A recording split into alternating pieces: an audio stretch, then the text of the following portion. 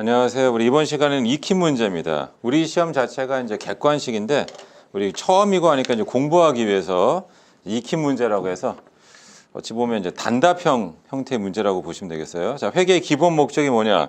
핵심은 뭐냐면 정보 이용자들한테 유용한 정보를 제공한다. 그 정보를 제공하는 거고, 그다음에 정보 대상자가 누구냐? 회사 내부에 있으면은 관리회계가 되고 회사 밖에 있으면 재무회계다. 이런 개념입니다.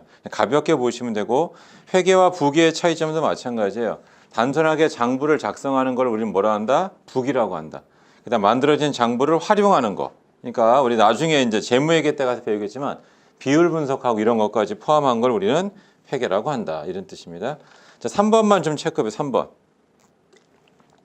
IFRS에서 규정하고 있는 재무제표를 열거해 봐라. 이렇게. 그래서 그 재무제표는 재무상태표 있죠. 쓸 때 어떻게 쓰는지 BS다. 이렇게 쓰고. 그 다음에 손익계산서 있죠. 거기 포괄이란 말은 이제 포괄이란 말 동그라미 쳐놓으시고, 걔는 나중에 재무회계 때 배우고요. 걔는 이제 IS. 인컴 스테이트먼트에서 IS. 그래서 사실은 우리가 지금 하고 있는 회계 원리에서는 두 가지만 배워요. BS와 IS. 그리고 나중에 재무회계 때 가서 이제 뭘 더 배우냐, 거기 보시면 자본 변동표가 있습니다. 자본 변동표. 그래서 시험의 출제 비중은 좀 낮은 편이에요. 그 다음에 이 현금 흐름표가 있어요. 요건 아주 중요해요. 근데 나중에 재무회계 때 가서 한다. 그래서 실제로 이제 출제 비중은 이게 압도적이죠. 우리 시험 문제 자체에. 그렇지만 이걸 하기 위해서는 이제 여기가 필요하다. 그래서 늘 제가 이런 그림을 그렸잖아요. 바의 높이. 시험 문제는 여기서만 나와요. 그러니까 사실은 여기 IS라든가 BS 이런 것도 여기 있는 거고, 실제 시험 문제 여기 현금 흐름표가 여기 있다라고 보시면 되겠습니다. 요거 말고 또 뭐도 있냐면 주석도 있죠. 주석도, 상세한 설명을 위한 주석도 재무제표 들어간다. 아무튼 수업 목적상은 3번. 재무제표를 열거하라 했는데 재무제표 종류, 특징 같은 걸 아는 게 필요하고요. 그 다음에 4번. 재무상태표의 구성 항목을 설명해봐라. BS에는 뭐가 들어가냐? 재무상태를 적는데 그게 자산, 부채, 자본 이렇게 돼 있죠. 자산, 부채, 자본. 그 다음에 5번. 재무상태표의 의미가 뭐냐? 근데 이 자산, 부채, 자본을 어떻게 쓴다고 했어요? 이렇게. BS가 있으면 자산을 여기다 적고 부채, 자본을 이렇게 적죠. 대차가 서로 일치한다. 이런 뜻입니다. 그래서 얘는 뭐냐면 1번이 특정 기업의 특정 시점에서의 재무상태를 나타낸다. 그래서 이거를 우리는 뭐라고 부르? 얘를 재무상태라고 부른다. 이런 뜻입니다. 그 다음이 더 중요한데 5번에 동그라미 2번 있죠. 뭐라 했냐면 자금 조달의 원천, 이 부채와 자본이 자금 조달의 원천이다. 이런 말을 쓰고, 그래서 나중에 현금 흐름표에서는 얘를 뭐라고 불러요? 얘를 재무활동이다. 이런 식으로 표현해요. 재무활동. 그 다음에 이 자산은 뭐냐면 투자 내역입니다. 투자 내역이 뭐라고 했어요? 돈 사용 내역이라고 했으니까 부채와 자본으로 돈을 끌어와서 이 자산을 샀다 그런 뜻이에요. 이 자산이 뭐겠어요? 토지, 건물, 기계장치, 뭐 상품, 뭐 이런 것들이 되겠습니다. 그거를 적절히 이제 활용을 해서 돈을 번다. 그게 기업이 되겠습니다. 아무튼 우리 그 익힌 문제 한번 보시고, 그 다음에 6번입니다. 손익계산서는 뭘로 구성되어 있냐고? IS 있죠? 그 IS는 이렇게 돼 있죠. 요 IS. 여기가 수익이고 여기가 비용. 수익에서 비용을 빼면 이익이 나온다. 왼쪽과 오른쪽은 서로 평균이 된다. 이런 뜻입니다. 그 다음에 손익계산서에 그래서 구성 항목이 이제 뭐가 된다고 했습니까? 수익, 비용, 이익이 이제 손익계산서에 등장하는 거고, 7번이 중요하다고 했어요. 재무상태표와 손익계 상관관계는 뭐냐? 요게 이제 써보면은 당기순이익이라고 그랬습니다. 올해 벌어들인 이익이 된다. 그래서 이 당기순이익을 어디다 적어요? 자본에 더하는데 여기 이름이 뭐예요? 이익잉여금이죠. 그래서 우리가 이익이함을 우리 뭐라고 배웠냐면 유보이익이다. 유보란 말은 무슨 말이에요? 회사 내부에 남아있다 이런 뜻이고, 유보의 반대말은 뭐냐면 사유유출. 사유유출은 뭐냐면 배당이죠. 그래서 이런 말을 썼습니다. 이익잉여금을 이렇게 썼죠. 시그마 당기순이익이다. 그러니까 당기순이익을 다 합친 거에서 뭘 빼자? 배당 지급한 거를 빼자. 이렇게 설명했습니다. 우리 다 배웠던 거죠? 자, 아무튼 가볍게, 이제 가볍지만 그래도 다 알고 계셔야겠고, 그 다음에 우리 20페이지부터 보시면 뭐가 나오냐면 객관식 문제가 있어요. 근데 역시 얘도 다 밑에 있는 것들이에요. 이렇게. 근데 당연히 상식으로 좀 알고 있자 이런 뜻이에요.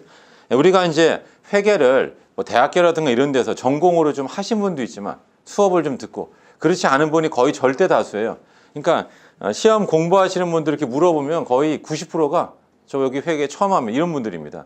한 10% 정도만 옛날에 저 회계 원리 그래서 차변 대변은 알아요. 뭐 요 정도죠. 그러다 보니까 아주 이제 기초적인 문제도 다 책에다 좀 수록해놨고 몇 가지만 한번 같이 보겠습니다. 1번은 이미 설명드렸어요. 정보 이용자를 기준으로 회계를 분류하면 이제 재무회계와 관리회계가 되고 우리 수업 목적상은 뭐예요?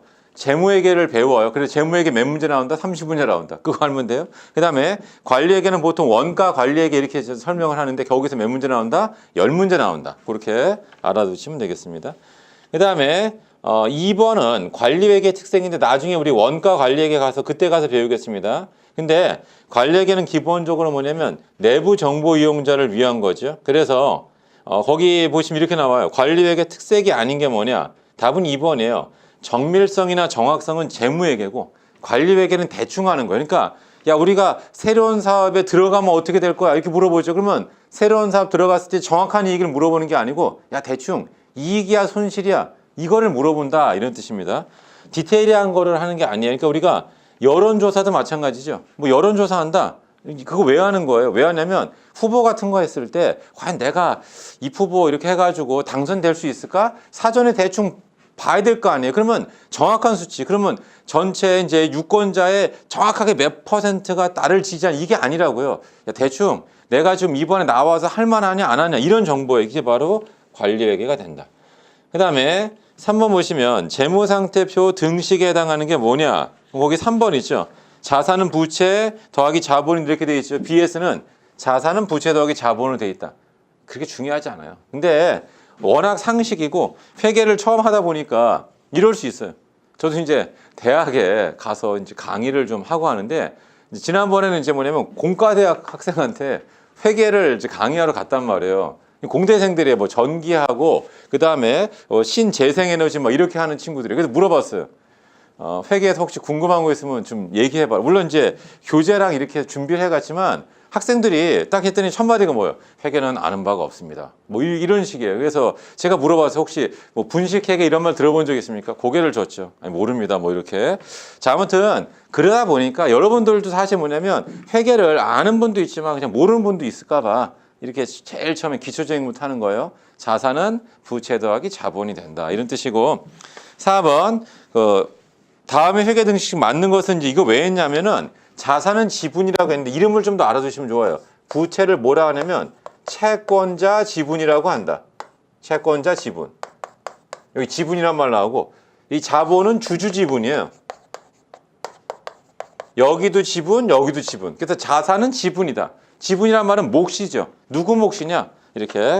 그래서 우리가 아파트로 말하면 이런 거예요. 아파트. 내가 아파트를 샀다. 아파트 5억짜리 샀는데 담보대출로 2억.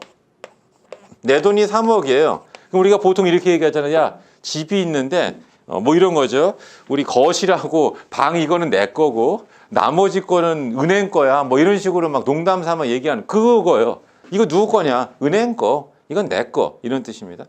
자산은 누구 거냐? 뭐 이런 거 나타내는 거예요. 그래서 거기 자산은 지분이 된다. 이런 말들이고요. 자, 5번도 자산에 속하는 게 뭐냐 이렇게 나와 있는데 이게 이제 계정 과목이라고 해서 마치 영어로 말하면 단어 같은 거를 외우는 거예요. 단어. 우리 영어 공부하려면 기본적으로 단어 수고 외워야 되잖아요. 그러니까 이렇게 돼 있습니다. 한번 제가 적어 보겠습니다. 매입 채무는 뭐예요? 부채 여기다 써요. 그 다음에 이익여금은 자본이죠. 이익잉여금. 여기 있는데 여기 그죠? 그 다음에 매출채권은 자산이죠. 여기다 매출채권. 뭐 하는지 알죠? 그러니까 여러분들이 앞으로 공부하면서 우리 영어 공부할 때 그랬잖아요. 어떤 새로운 단어 나오면 사전 막 찾아보는 거 아니에요. 새로운 단어 나오면은 막 사전을 막 찾아보고 저 지금도 막 찾아요. 왜냐면은 그 집에서 우리 애들 이제 제 딸이 있는데 걔 6학년이고 이제 저기 뭐야 곧 중학교 가야 된단 말이니까 영어 막 공부 막 해요. 그러면 책 표지를 봤는데 모르는 단어 있으면 저도 막 찾아봐요. 이렇게 해가지고 딸한테 좀 혹시 뭐 물어볼 거 아니에요. 저한테 아빠 이거 뭐야 모르겠는데 그런 거보다는 막 빨리 찾아보고 좀 알아두는 게 필요할 것 같아가지고요. 자, 아무튼 그래서 그 관심을 가지고 매출 채권 자산이라고요. 상품 자산, 비품 자산, 그다음에 자본금 여기 자본이 되겠습니다. 아무튼 계정과목 나와 있을 때 이게 결론은 뭐예요? 자산, 부채, 자본, 수익, 비용 어디에 속하는지를 아는 게 기본 목표가 되겠습니다. 그 다음에 6번은 뭐냐? 수취 채권이란 말 나와요. 여러분들이 아셔야 될 게 이런 용어, 채권. 채권의 뜻이 뭐 이게 받을 돈이에요.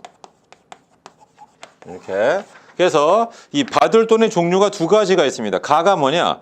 상품 매매 거래죠. 그러면 걔는 뭐가 돼요? 외상 매출금인데 이렇게 써볼게요. 얘가 매출 채권이에요. 그리고 매출 채권은 둘로 구성되어 있어요. 외상 매출금하고 받으러움으로 구성되어 있다. 외상 매출금하고 받으러움으로 구성이 되어 있다. 이런 뜻입니다.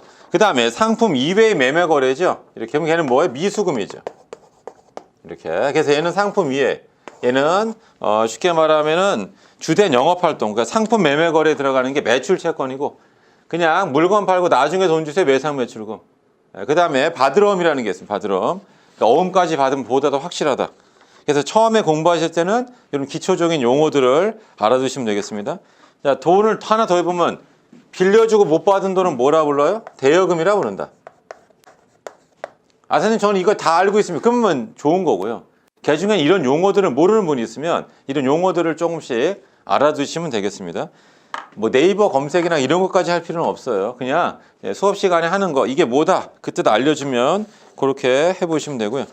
자, 그다음에 우리 7번 문제는 나중에 좀 보세요. 7번은 언제 보냐면 재무회계 때 보시면 되고 그 다음에 8번 문제 보세요. 8번. 자, 8번은 이렇게 되어 있습니다.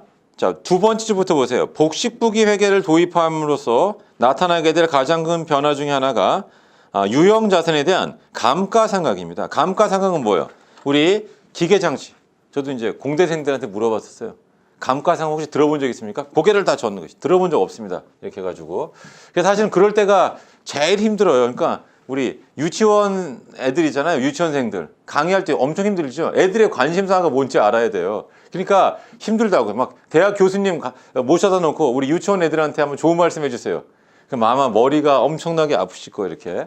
그래서 우리 회계도 마찬가지입니다. 제일 편한 강의가 뭐냐면 객관식이라든가 모의고사. 그거는 이미 다 어느 정도 알고 있으니까 여러분 이 문제 시험에 나와요. 그러면 막 열심히 듣는 모습을 보니까 편하죠. 근데 이제 회계 제일 처음 할 때가 좀 어려운데 8페이지 보시면 8번 문제 보시면은 뭐냐면 감가상은 뭐냐 이렇게 얘기했습니다. 어떤 내가 기계 장치를 10,000원 주고 샀는데 5년 동안 쓸 수 있다. 그럼 1년에 얼마씩 비용 처리하면 돼요? 2,000원씩 비용 처리하면 된다. 매년 2,000원씩 비용 처리하는 거 이걸 우리 뭐라 할까요? 감가상각. 근데 얘를 만약에 7월 1일 날 취득했어요. 얘를 7월 1일 날 취득을 했다. 그런 뜻입니다. 그럼 그 다음이 중요해요. 7월 1일 취득했으면 6개월만 생각해야죠. 1년에 2,000원이에요. 그럼 6개월이면 얼마? 1,000원씩. 1,000원씩 비용 처리하죠. 이런 개념을 우리 뭐라 하냐면 감가상각이다. 이런 식으로 이야기합니다. 아무튼 그 8번 있죠? 그럼 그걸 보시면 돼요. 그 다음에 이런 개념이 뭐냐면 발생주의입니다. 발생주의. 그리고 말을 할 때 이런 거 있었어요. 최근에도 저한테 이제 메일이 왔었는데 그게 뭐냐면 선생님 실현주의는 뭡니까? 우리 이미 했어요. 실현주의가 있고 발생주의가 이렇게 있으면 이런 개념이에요. 발생주의 안에 실현주의가 있는 거예요. 그래서 제가 뭐라고 했냐면 이런 거예요. 어떤 이제 뭐 소개팅 해가지고 여자를 만나 이렇게 사랑이 막 싹트고 있죠. 그게 사랑이 발생하고 있는 거예요. 그러다가 이제 우리 부부 언제 부부로 볼 거냐? 그래서 혼인신고 말고 혼인신고는 현금주의까지라고 했고 혼인신고 하기 전에 결혼식 하죠. 그게 실현된 시점이에요. 대부분 다 뭐냐면 결혼식 할 때까지가 힘들단 말이에요. 이렇게 뭐 집도 막 장만하고 막 하다가 청첩장도 찍고 그리고 헤어지기도 하지 않습니까? 근데 대부분 일단 결혼식까지 하면 여기는 일단 부부구나라고 우리가 다 공식적으로 선포했으니까. 그러니까 실현주의라고 하는 거는 우리 자동차를 만든다 할 때 그 만드는 과정이 발생주의고 그 다음에 물건을 넘겨주죠. 자동차를. 그게 실현주의. 그게 실현주의. 아무튼 그래서 실현주의는 수익에 쓰는 거고요. 우리 현금주의는 이제 쓸 일이 없고 그거는 현금으로 표할 때면 현금주의고 우리 기본적으로 나머지는 다 발생주의 개념. 그 답은 2번입니다. 발생주의. 그 다음에 거기도 좀 써놓으세요. 나중에 또 배우겠지만 수익 비용 대응하고도 관련돼 있어요. 그러니까 뭐냐면 어떤 기계장치가 수익을 5년 동안 창출하면 비용도 5년 동안 인식해야 된다. 이런 개념입니다. 그 정도 보시고요. 그 다음에 우리 11번 있죠? 11번도 하나 좀 별표 쳐놓으시고 11번이 뭐냐면 이런 겁니다. 혜민의 순자산이 얼마냐라고 이렇게 물어봤을 때 여러분들이 하셔야 될 건 뭐냐면 다음과 같이 하란 말이에요. 이렇게 BS가 이렇게 있으면 단기 차입금은 여기에요. 그 다음에 기계장치는 여기에요. 현금도 여기에요. 매출 채권도 여기고 매입 채무도 여기에요. 그래서 결론은 뭐냐? 얘네들은 부호가 다 플러스가 되고 얘네들은 마이너스가 되면 여기 자본, 순자산이 나온다 그런 뜻입니다. 그래서 자산은 얼마냐? 우리 기계장치, 현금, 매출 채권을 다 합치면 얘가 56만 원이에요. 그 다음에 부채는 뭐가 되냐면 차입금하고 매입 채무 있죠? 요거 합쳐보세요. 요거 합치면 얼마냐면 31만 원이에요. 그래서 56만 원에서 31만 원을 빼보세요. 그러면 얼마가 된다? 25만 원이 자본이 된다. 그런 뜻입니다. 이때 그럼 선생님 거기 이익여금은 어떻게 됩니까? 여기 있는 자본은 자본금하고 이익여금을 나눠줘요. 그러니까 이익여금이 5만 원이다. 이 자본 전체의 한 부속이 된다. 자본 전체의 한 부속이 된다. 이런 뜻입니다. 그렇게 보시면 되겠어요. 그러니까 이익여금은 지워놓고 이런 문제를 풀 때 이걸 지워놓고 이 전체를 물어봤으니까 답은 얼마가 돼? 4번에 있는 25만 원 된다. 그래서 여기까지 지금 계속 공부하는 거에 기본적인 틀, 기본적인 그 핵심 내용은 뭐가 되냐 그런 뜻이에요. 여기까지 하는 거에 기본적인 핵심 내용. 그거는 이 계정 과목 같은 게 나오면 이게 자산인지 부채인지 자본인지 구분하는 거 있죠. 그게 영어 단어 수고 외우는 거랑 비슷하다고 했습니다. 자, 그 다음에 이제 우리 주관식 문제가 있어요. 우리 주관식 문제. 이미 1부는 했습니다. 자, 뭐냐면 우리 24페이지 보시면 주관식 문제 1번 있어요. 다음 계정 과목이 자산부채 자본 수입 비용 중 어디에 속하는지를 식별하셔. 이게 처음에만 필요해요. 나중엔 별로 필요치 않은데. 자, 선급금 있죠. 선급금은 뭐냐? 거기다 써보세요. 계약금으로 미리 지급한 게 선급금이 된다. 그래서 그림을 그려보면 이렇게 돼요. 자, 뭐냐면 X1년도 X2년도죠. 내가 이 지우개를 사기 위해서 100원을 지급했습니다. 이 지우개는 1,000원짜리예요. 그리고 어떻게 되냐면 여기에요. X2년도에 예를 들어서 지우개가 500원 해볼게요. 500원. 500원짜리가 입고가 됐어요. 이게 매입이라고 하는 겁니다. 그러면 회사가 이걸 내가 사다 파는 이마트라고 한다면 상품은 언제적? 여기가 상품이에요. 그럼 그 전에 100원만큼 계약금으로 먼저 물건 주기 전에, 물건을 받기 전에 계약금 먼저 주잖아요. 그럼 얘를 뭐라 부르냐? 얘를 선급금이라고 부른다. 자산이죠. 이게 선급금. 그러니까 뜻을 좀 알아두시면 좋겠습니다. 우리 미수금은 받고 임대료는 수익이고 임차료는 비용이라고 배웠었습니다. 그 다음에 예수금은 뭐냐? 맡아둔 돈을 예수금이라고 하고 가장 대표적인 게 부가가치세가 있어요. 그래서 여러분들이 내국소비세 이런 거 배울 거 아니에요? 부가가치세. 그럼 예를 들어서 1,000원짜리 물건을 얼마 받고 팔아야 돼요? 상대방이 내야 될 부가가치세를 이제 사업자가 걷어내니까 1,100원 받아. 그럼 그때 분기가 이거예요. 현금이 1,100원이 들어오고 매출은 1,000원짜리예요. 그럼 100원만큼을 뭐라고 하냐면 VAT 예수금이라고 적는다. 시험과는 거리가 있어요. 근데 당연히 내세법 등등 하니까 여러분들 이것도 알고 있어야 됩니다. 예수금은 부채가 됩니다. 그 다음에 미지급 비용 했었죠. 우리 미지급 급여. 그러니까 뭐냐면 이번 달 급여, 예를 들어서 12월 급여를 다음 달 10일 날 준다. 그러면 장부에는 12월에 반영해야 되니까 이렇게 해야 돼. 급여 100, 미지급 급여 100. 이런 식으로 표현을 해줘야 된다. 이런 식으로 표현을 해줘야 된다. 이런 뜻. 급여 그리고 미지급 급여 이런 식으로 해주시면 되겠습니다. 자, 그 다음에 임차료가 있고 매출 채권, 건물, 매입 채무 등이 있는데 다 우리 봤었죠? 자본금, 이자 비용, 그리고 선급 비용이 있습니다. 그래서 우리가 했던 거는 선급보험료. 뒤에 또 나올 거예요. 미리 지급한 거. 그러니까 이런 걸 생각해 보세요. 자, 10월 달에 내가 보험에 가입한다. 그러니까 뭐냐면 10월 1일 날 보험에 가입하는데 보험료가 120만 원 나가요? 이 보험은 내년도 9월 30일까지. 그러면 올해는 여기 3개월치는 올해 비용, 30만 원 올해 비용이 맞아요. 90만 원은 뭘로 할 거냐? 내년도 비용이죠. 걔를 우리는 뭐라 한다? 선급 보험료라 부른다. 걔를 얘는 선급 보험료라고 부른다. 이런 뜻입니다. 자, 아무튼 그거 한번 보시고 2번도 똑같습니다. 우리 자산하고 자본 총액 구해봐라 이렇게 나왔죠? 대성상사만 한번 같이 해보겠습니다. 그럼 나오면 어떻게 하라고 했어요? BS에다가 이제 적으란 말이에요. 뭐 현금은 자산이고요. 그다음 매입 채무는 부채가 되고 상품 금액은 이제 안 적어 여러분들이 적고 해보시면 돼요. 자산, 비품, 차입금 이렇게 되죠? 그래서 결론은 뭐 얘네들은 부호가 플러스, 얘네들은 부호가 뭐가 된다? 마이너스가 된다. 자산 빼기 부채하면 뭐가 된다? 자본이 된다. 이런 형태로 여러분들이 해주시면 되겠습니다. 그래서 우리 25페이지 가보세요. 25페이지 거기 보시면 대성상사 나와 있죠? 자산 빼기 부채를 하면 자본은 43,000이 된다. 이런 뜻이고 소라상사도 한번 여러분들이 해보시면 되겠습니다. 자, 마지막으로 이제 뭐냐면 손익계산서인데 효진과 한번 해보자. 그런 뜻이 효진. 그래서 여기 보시면 손익계산서지 IS. 그럼 어떻게 여기가 수익이고 여기가 비용이란 말이에요. 그러니까 이 항목들에 대해서 적자 그런 뜻이에요. 그러니까 급여는 이쪽이죠. 비용. 이자 비용도 여기에 들어가요. 그 다음에 소모품도 비용이죠. 감가상각비 비용. 그 다음에 용역수익은 여기 있죠. 여기다 용역이란 말 더 쓸게요. 용역수익. 그 다음에 보험료 비용이죠. 여기다 쓸까요? 보험료. 이자 수익은 수익이죠. 여비교통비 여기 있죠. 광고선점 여기 있죠. 그래서 그게 우리 26페이지 위에 보면 나와 있어요. 그러니까 결론은 뭐냐? 수익에서 우리 여기다 정리해 보면 수익에서 비용을 빼세요. 그러면 이익이 나온다. 그걸 우리 올해 벌어들인 이익이라고 해서 뭘 한다?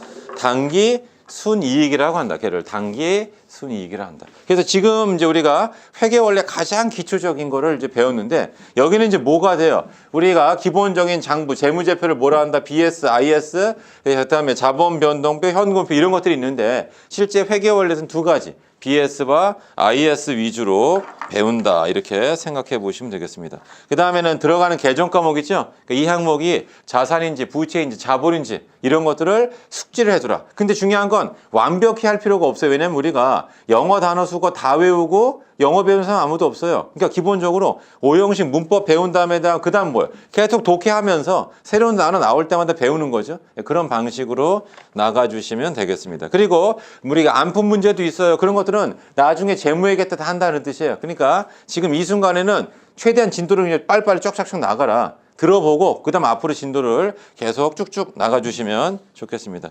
이번 시간 여기까지 하겠습니다.